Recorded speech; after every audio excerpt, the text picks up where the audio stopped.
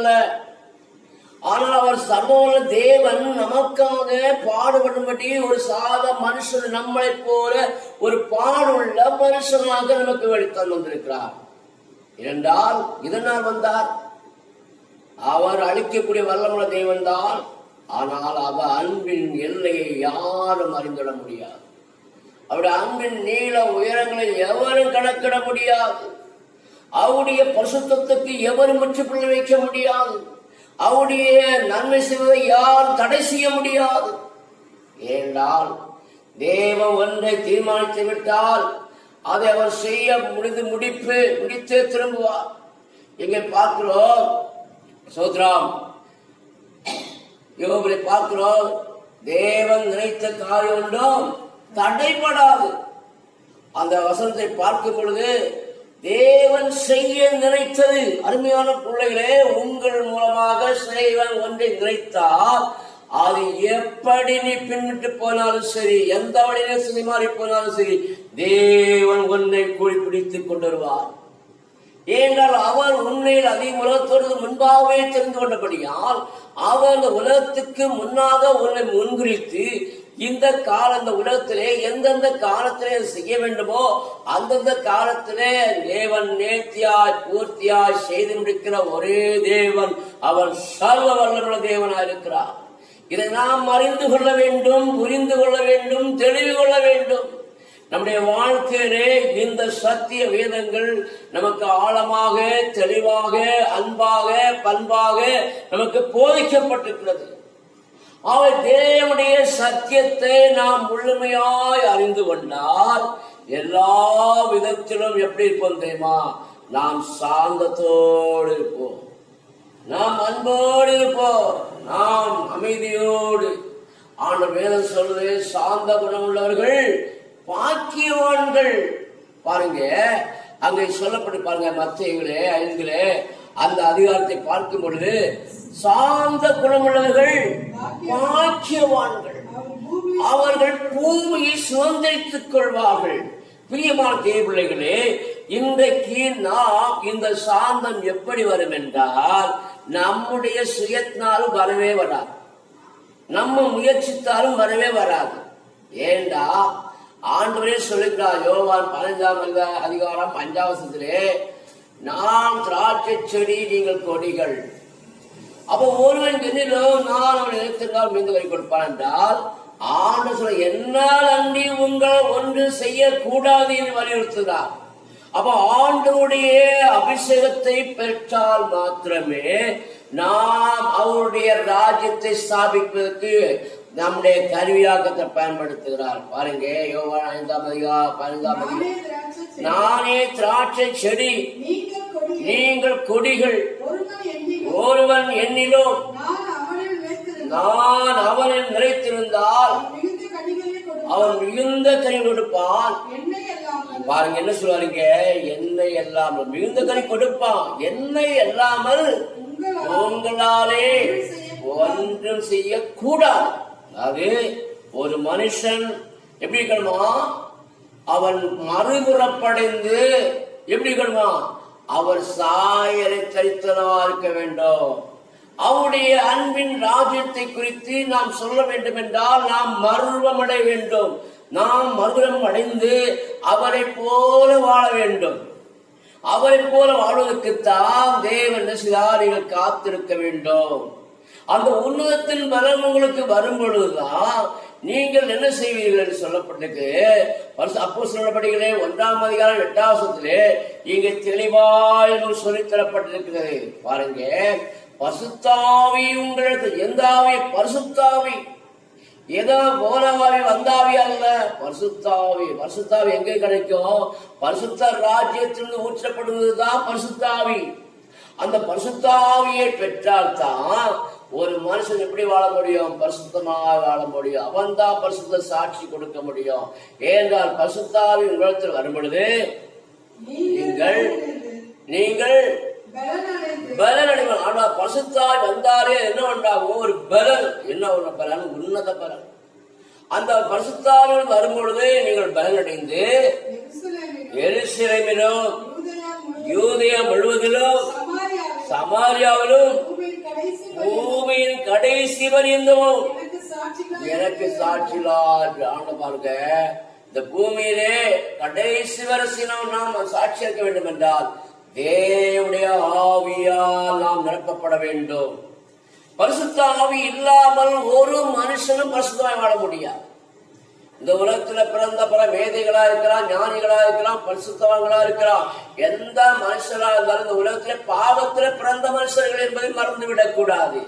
ஏனென்றால் எல்லாரும் தேவ மகிமை அற்றவராய் போனார்கள்படியால் தான் ஆண்டவராய் இயேசு உண்டாக சிருஷ்டி கத்த இந்த பூமியில என்ன சொன்னார்? மனுஷனாய் வெளிப்பட்டார்.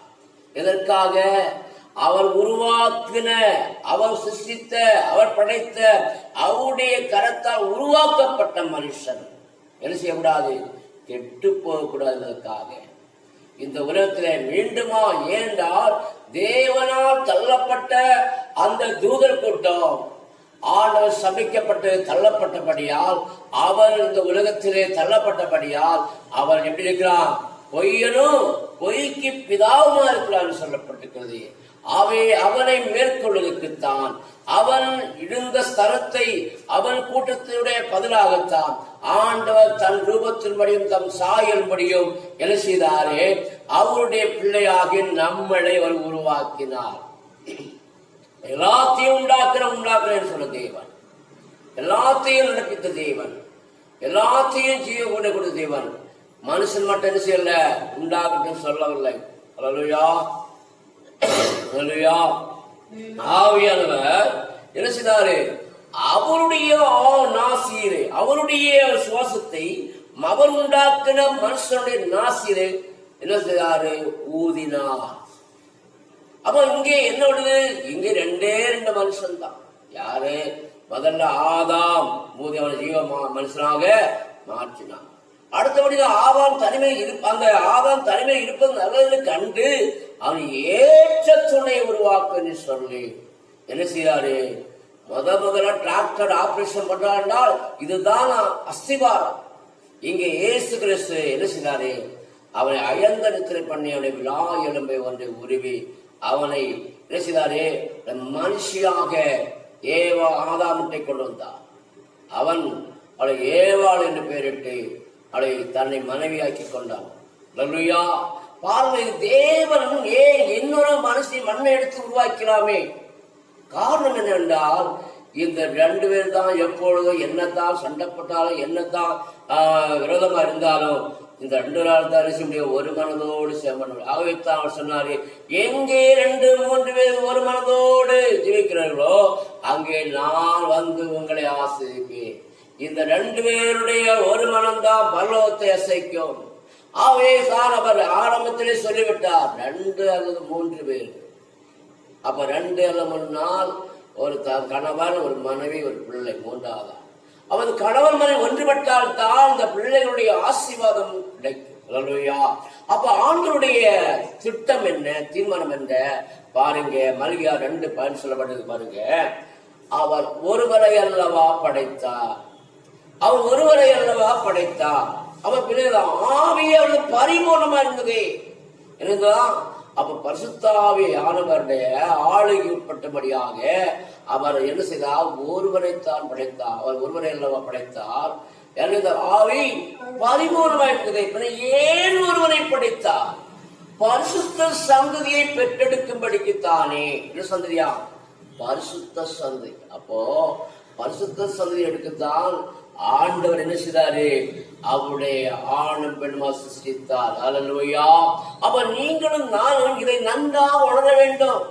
இந்த உலகத்திலே ஆயிரக்கணக்கான கோடிக்கணக்கான ஜாதிகள் பிரிந்து கிடக்கிறார்கள். ஏனென்றால் ஜாதி ஜாதி என்று சொல்லி அநேகர் பேசி என்ன செய்கிறார்கள்?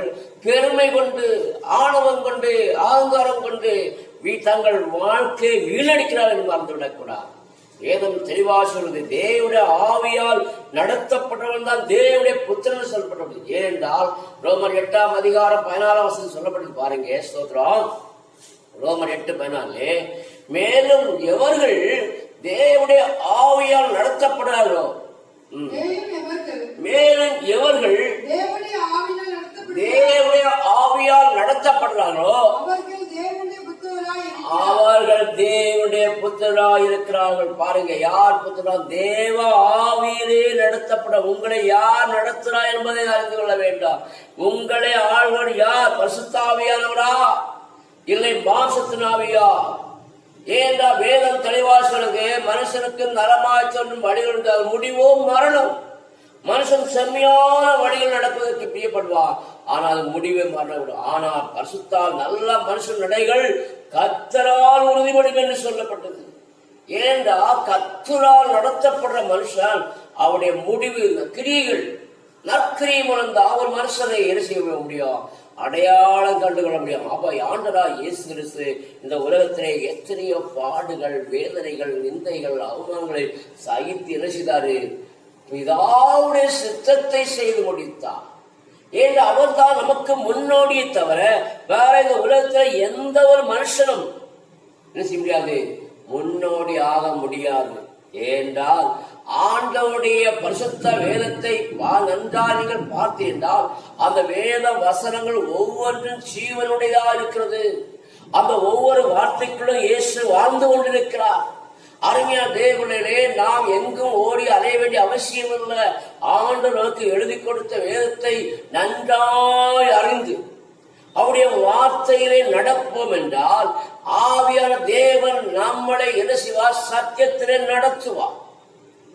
சத்தியாவி உங்களிடத்தில் வரும் பொழுது வேதம் சொல்லுது, யோவான் 16:13, சத்திய ஆவி உங்களிடத்தில் வரும் பொழுது சகல சத்தியத்திலும் எடுத்து நடத்துவார். சத்தியாவியாகிய அவர் வரும் பொழுது சகல சத்தியத்துக்குள்ளும் உங்களை நடத்துவார். கிறிஸ்துவ பிரியமானே, இயேசு கிறிஸ்து எந்த ஜாதி? அவர் நம்மளை சிருஷ்டித்த தேவன், அவ்வளவுதான். அவருக்கு ஜாதியும் கிடையாது, மதமும் கிடையாது, குலமும் கிடையாது, கோத்திரம் கிடையாது. அவர் அப்படின்னா அன்னையே கத்து பிடிச்சு ஆளுக்கு ஒரு காத்து அனுப்பிப்பார். ஒரு ஜாதிக்கு என்ன காத்து? இந்த காத்து. ஒரு காத்துக்கு என்ன செய்வாரு? இன்னொரு ஜாதி இன்னொரு காத்து. அப்படி அவர் அனுப்பலையே. ஒரே காற்று தான் உலகம் உள்ள நிரம்பி இருக்குது. இதை சுவாசிக்கிற மனசு தடை செய்யப்படுதானே? நீ இந்த வந்தார, நீ இந்த ஆவி, நீ என்ன ஆவிட்டு ஏன் இப்படி தடை செய்ய முடியலையே? எல்லா மனுஷனுக்கும் ஒரே காற்று தானே கொடுத்தாரு. சிந்திக்க வேண்டாமா? ஆண்டவருடைய அன்பை ருசிக்கிறன்னா, ஆண்டவருடைய மக்களோட பாடணும்னா என்ன செய்ய? நாம் எல்லாம் ஒரே ஜனம், நாம் எல்லாம் மனுஷ குலம். மனிதனை தேடிதான் தேவன் இறங்கி வந்தார், அவருடைய மிருகங்களை தேடி அது வரவில்லை. பிரியமான தேவர்களே, ஆண்டவருடைய வார்த்தையை நன்றாய் அறிந்து அந்த வார்த்தையிலே நடக்க வேண்டும். வார்த்தை தான் தேவன். அதிலே வார்த்தை இருந்தது, அந்த வார்த்தை தேவனத்தில் இருந்தது, அந்த வார்த்தை தேவனாய் இருந்தது. இன்றைக்கு 1008 வார்த்தைகள் இல்ல, ஒரே வார்த்தை ஆண்டவராகிய இயேசு கிறிஸ்து மாத்திரமே ஜீவனுள்ள தெய்வம். இந்த தெய்வம் தான் சகலத்தை உண்டாக்கும் சிருஷ்டிகர்த்தர். இவர் என்னுடைய வழிகளை நான் நடந்தால் ஒவ்வொரு நிமிடமும் ஒவ்வொரு நொடிப்புள்ளும் அவருடைய பரிசுத்த சத்தத்தை கேட்கும் பொழுது நம்முடைய வாழ்க்கை வெற்றி உள்ள வாழ்க்கையை வரும். உனக்கு எதிராக வரும் எந்த ஆயுதம் என்ன செய்ய முடியும்? முறியடிக்கப்படும். இன்று அநேகர் தேவனுக்கு எதிராக எழும்புகிறார்கள். இவர்கள் என்ன எழும்புகிறார்கள்? தேவன் யார் என்று அறியாததால் தான் எழும்புகிறார்கள். தேவன் யார் என்று அறிந்து உணர்ந்து செயல்பட்டால் இந்த உலகம் ரட்சிக்கப்படும். இந்த உலகத்தில் இருக்க படிந்து வரும் ஜனங்கள் மீட்கப்படுவார்கள். அப்போ தேவனுடைய பிள்ளைகள் என்ன செய்ய வேண்டும்? போதகர் போதிக்க வேண்டும், சரியாய் போதிக்க வேண்டும். எப்படி ஒரு கூட்டத்துக்கு ஒரு ஞானம் அல்ல, ஒரு கூட்டத்துக்கு ஒரு உபதேசம் அல்ல, எல்லா மனுஷனுக்கும் இந்த வேதம் தான் பொக்கிஷம் என்பதை எடுத்து சொல்லி இந்த வேதத்தின் மகத்துவங்களை என்ன செய்ய வேண்டும்? அந்த ஜனங்களுக்கு உணர்த்த வேண்டும். ஒரு மனுஷனை ரட்சிப்புள்ள கொண்டு வர வேண்டும் என்றால் இயேசு ராஜா தான் அஸ்திவார உபதேசம். இயேசுதான் நமக்கு வழிகாட்டி. ஆண்டவராய் இயேசு கிறிஸ்து இந்த உலகத்திலே ஞானஸ்நானம் எடுக்கும் பொழுது என்ன செய்யறான்? யோவான் தடை செய்கிறான். அப்ப அவர் சொல்றாரு, எப்பா இது தேவனுடைய நீதியா இருக்கிறது, நான் இதற்காகத்தான் தேவன் என்னுடைய நோக்கத்திற்கு வரல, பிதாவுடைய சித்தத்தை செய்வதற்காகத்தான் நான் இந்த பூமியில் அனுப்பப்பட்டிருக்கிறேன். ஆவை எப்பொழுது நீ இடங்கொடு. பாருங்க, இயேசு கிறிஸ்து ஒரு முன்னோடியா வழியா வந்த யோர்தானிலே யோவான் ஞானஸ்தானாலே ஞானஸ்தானம் பெறுகிறார் என்றால் இன்றைக்கு அநேகர் என்ன செய்யறாங்க? காலங்களை கடத்தி கொண்டிருக்கிறார்களுடைய ஞானஸ்தானத்துக்கு ஒப்பு கொடுக்க மாட்டேன். ஏன்? அங்கே பிசாசானவர்கள் கிரியை செய்யறாங்க, மறந்து விடக்கூடாது. பிசாசுக்கு எது பிடிக்காது? பரிசுத்தமா வாழ்வது பிடிக்காது, தேவனுடைய கட்டளையை கைக்கொள்ள பிடிக்காது. அதற்கு அவன் என்ன செய்வான்? சாக்கு போக்கு சொல்லி தடை செய்து கொண்டே இருப்பான். இதற்கெல்லாம் முற்றுப்புள்ளி வைக்க வேண்டும் என்றால் இயேசு கிறிஸ்து ஞானஸ்தானம் எடுத்தாரே, நாம் ஏன் எடுக்கவில்லை? சிந்திக்க வேண்டும். இயேசு கிறிஸ்து பாவம் அறியாதவர், இயேசு கிறிஸ்து பரிசுத்த தேவன், அவர் குற்றமற்றவர். அந்த குற்றமற்றவர் நம்முடைய பாவத்தை போக்கும்படியாக நம்முடைய பாவங்களை ஏற்றுக்கொண்டு அவர் சிலுவையிலே தொங்கும்போது சொல்றார், பிதாவே இவர்கள் அறியாத செய்த தவறை மன்னி. எந்த அளவுக்கு அவர் தன்னை தாழ்த்தி ஜனங்களை விட்டு கொடுக்காமல் தன்னுடைய ஜனங்களை அவர் பொல்லாதவனாய் கெட்டவனாய் இருந்தா கூட அவனை ரட்சிப்பதற்காக தன்னை வழியாக முன்வடிந்தார். ஆண்டவராய் இயேசு கிறிஸ்து எத்தனை பெரிய பரிசுத்தமான தேவன் தெரியுமா? இந்த அன்பை உணர்ந்துட்டாலே, இந்த இயேசுடைய அன்பை நாம் பற்றி கொண்டாலே நம்மளாலே என்ன செய்ய முடியாது? சும்மா இருக்க முடியாது. அழிந்து போற ஜனங்களுக்காக திறப்பில் என்று ஜெபிக்கிற ஜெபகனாய் மாறும்படியாக அவர் அழைக்கிறார். அவைத்தான் சொல்றாரு, நீங்கள் என்னை தெரிந்து கொள்ளவில்லை, நான் உங்களை தெரிந்து கொண்டேன். யோவான் 5:14 சொல்ல பாருங்க, நீங்கள் என்னை தெரிந்து கொள்ளவில்லை, நான் உங்களை தெரிந்து கொண்டேன்.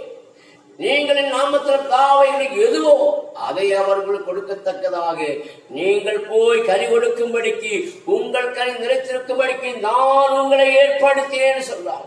பாருங்க, ஒவ்வொரு காலகட்டங்களிலும் ஒவ்வொரு வேலைகளிலும் ஆண்டவர் ஒவ்வொரு ஸ்தானங்களை நியமிக்கிறார் என்றால் அவருடைய திட்டத்தின்படியும் அவருடைய தீர்மானத்தின்படியே நிறைவேற்றார், அல்லாமல் நம்முடைய சுய எழுப்பத்தின்படி அவர் செய்வதில்லை.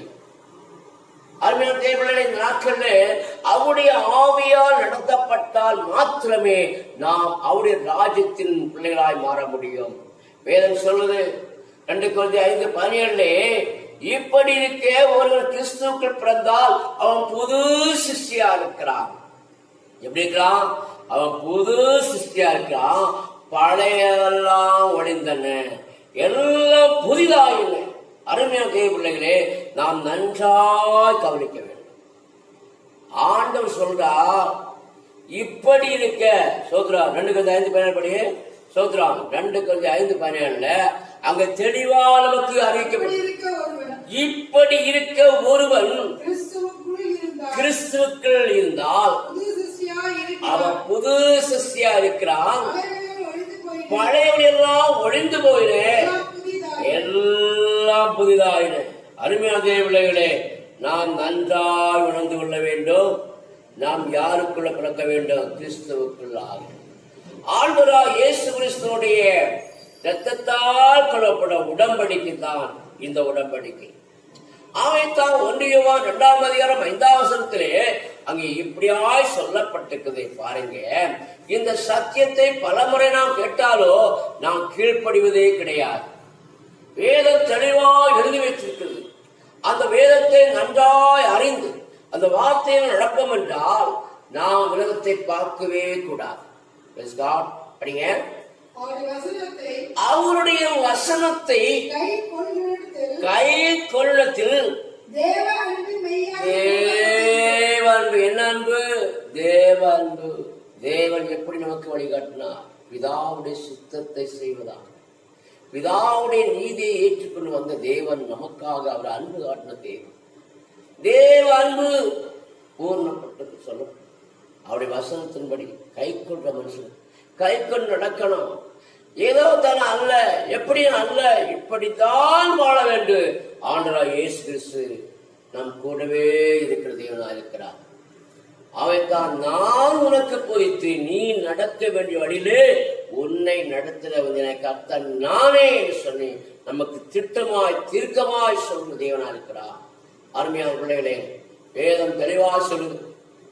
நாம் மனுஷனாக இருக்கிறோம், பலவிதமான குணங்களுடைய இருந்தோம், பலவிதமான மண்ணா மாறிவிட்டோம். ஆனால் இயேசு கிறிஸ்து என்னும் ஒரே பரிசுத்தவான் மூலம் அவருடைய இரத்தத்தால் கழுவப்பட்ட பின்பு சங்கீதம் 87:4 சொல்லப்பட்டு பாருங்க, இன்னான் இன்னான் இதிலே பிறந்தான். பாருங்க, இந்த உலகத்திலே குடிகாரனாக, உலகத்திலே துன்மாக்கனாக, உலகத்திலே கிறிஸ்தனாக, உலகத்திலே அகங்காரனாய், உலகத்திலே திமிர்வாகக்காரனாய் இருந்தவர் ஆண்டவராய் இயேசு கிறிஸ்துவின் மூலமாக, ஆண்டவருடைய ரத்தத்தால் கழுவப்பட்டது மூலமாக என்ன இருக்கான் பாருங்க. இன்னான் இன்னான் இதிலே பிறந்தான். சீயோனை குறித்தும் இன்னான் இன்னான் அதிலே பிறந்தான் என்றும் சொல்லப்படும். உன்னதமான தாமே அதை சிறப்படுத்துவார். கர்த்தர் ஜனங்களே பேர் எழுதும் பொழுது இன்னான் அதிலே பிறந்தான் என்றும் அவர் தொகை. பாருங்க, இன்னான்னா என்ன அர்த்தம்? இப்படி வாழ்ந்த மனுஷன், குடிகாரனாக வாழ்ந்த மனுஷன் இன்றைக்கு இயேசு கிறிஸ்துவை ஏற்றுக்கொண்டு அவருடைய உடன்படிக்கை எழுதும் பொழுது அவர் புதிய மனுஷனா. பழைய ஒழிந்தன, பழைய சுவாபம் ஒழிந்தன, பழைய செயல்கள் ஒழிந்தன, பழைய காரியம் ஒழிந்தன. ஜாதி பெருமை ஒழியும், அகந்தை பணப்படிப்பு அகந்தை ஒழியும், எல்லாம் என்ன செய்யும்? கம்ப்ளீட். அப்போது சிருஷ்டி. இப்படி திமிராய் வாழ்ந்தவன் இப்பொழுது எப்படி மாற்றான்? சாந்த குணலா மாறிட்டான். ஆண்டவர் எதை சொல்லுது? ஒருவன் என்னை பின்பற்ற மறந்தால் அவன் தன்னைத்தான் வெறுத்து தன் சிலுவை எடுத்துக்கொண்டு என்னை பின்பற்ற கடவன். அருமையான தேவ பிள்ளைகளே, இன்றைக்கு நீங்களும் நானும் இந்த சத்தியத்திலே நாம் இயேசு கிறிஸ்துவை ஏற்றுக்கொள்வதற்கு முன்பாக நாம் எப்படியோ இருந்திருக்கலாம், எப்படியோ வாழ்ந்திருக்கலாம். அதையெல்லாம் தேவன் கேட்பதில்லை. ஒருவன் தேவனுக்குள்ளே வந்த பின்பு, இயேசு கிறிஸ்துவை சொந்த ரட்சகராக ஏற்றுக்கொண்ட பின்பு, இயேசு கிறிஸ்துவை அடிச்சுவதை அவன் என்ன செய்ய வேண்டும்?